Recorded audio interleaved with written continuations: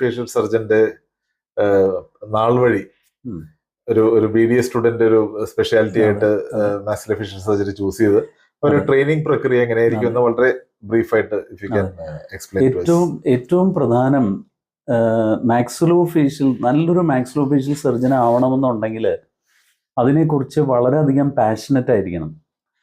അത് വളരെയധികം, അതിപ്പോൾ ഏതൊരു മേഖലയിലായാലും അതെ, പാഷൻ ഓടുകൂടി പോയാൽ മാത്രമേ അതിൽ സക്സീഡ് ചെയ്യാൻ സാധിക്കുകയുള്ളൂ.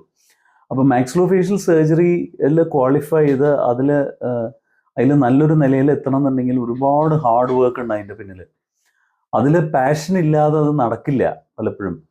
അപ്പോൾ നമ്മളത് ഏറ്റവും പ്രധാനമായിട്ട് അതിന് വളരെയധികം സ്ട്രെയിൻ എടുത്ത് ഇത് പഠിച്ച് ഇത് സ്വായത്തമാക്കി ഈ പഠിച്ചതെല്ലാം നമ്മുടെ കൈകളിലേക്ക് കൊണ്ടുവരാനായിട്ടുള്ളൊരു കഴിവും നമുക്ക് സാധിക്കണം.